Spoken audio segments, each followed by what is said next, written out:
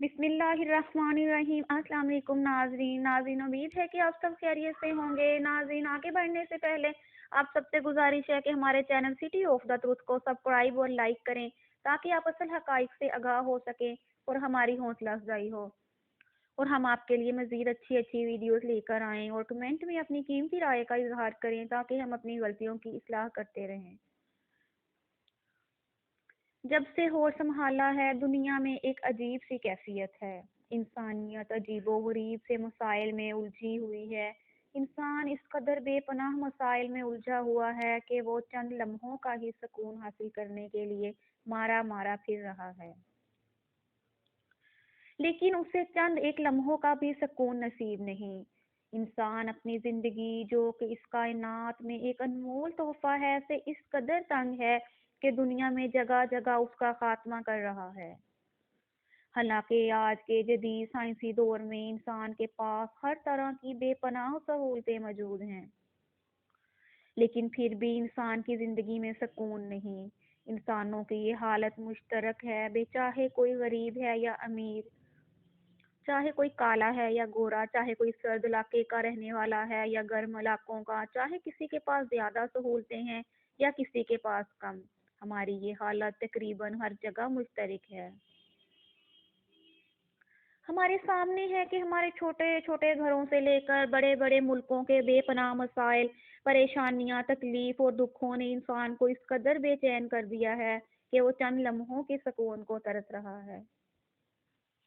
ہماری یہ بہت بڑی غلط فہمی ہے کہ جب انسان کے پاس سہولتیں یا مادی اشیاء زیادہ ہوں اور تو وہ پرسکون زندگی گزارتا ہے۔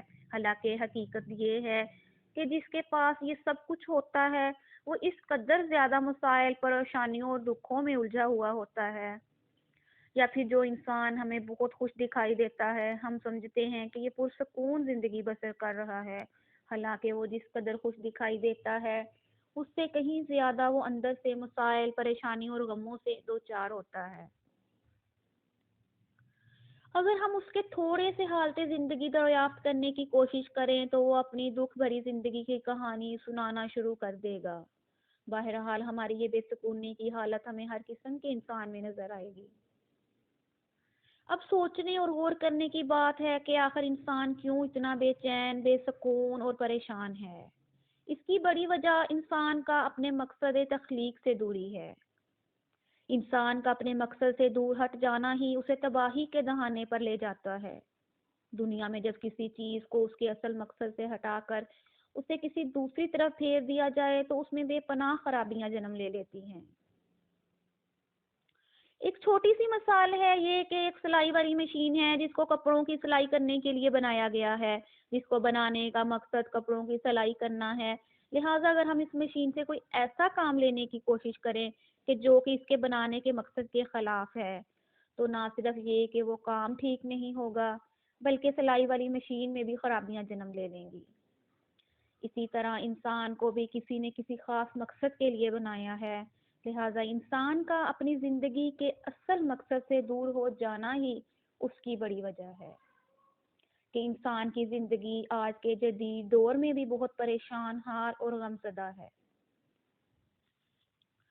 ہم نے اپنے نبی جناب رسول اللہ صلی اللہ علیہ وسلم کے اس فرمان جس میں انہوں نے فرمایا مجھ سے آگے پہنچاؤ چاہے ایک آیات ہی کیوں نہ ہو، پر عمل کرتے ہوئے ہماری یہ چھوٹی سی کاوش ہے تاکہ انسانیت کو اس کے اصل مقصد سے آگاہ کیا جا سکے۔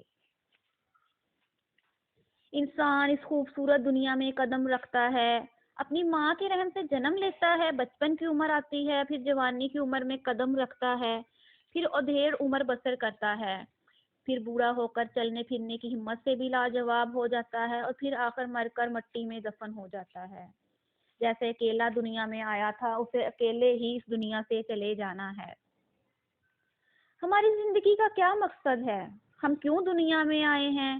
ہماری دنیا میں آنے کی کیا وجہ ہے؟ آخر ہم کیوں ایک خاص وقت اس زمین پر گزارتے ہیں؟ ہمیں کس نے کس مقصد کے لیے تخلیق کیا ہے؟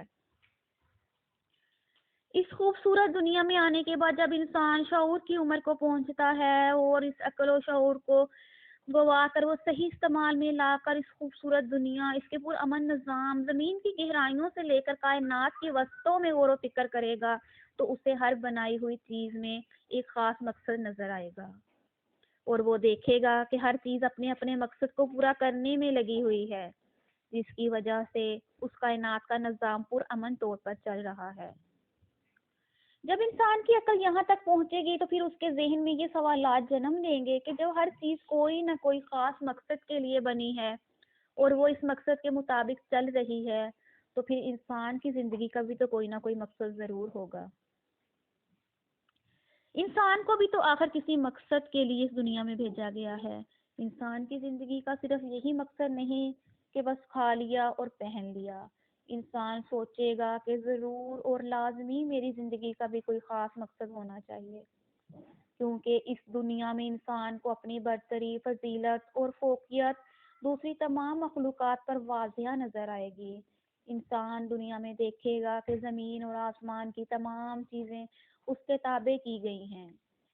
انسان کو ہر وہ چیز پہنچائی جا رہی ہے جس کی اس کو پیدا ہونے سے لے کر مرنے تک کی ضرورت ہے۔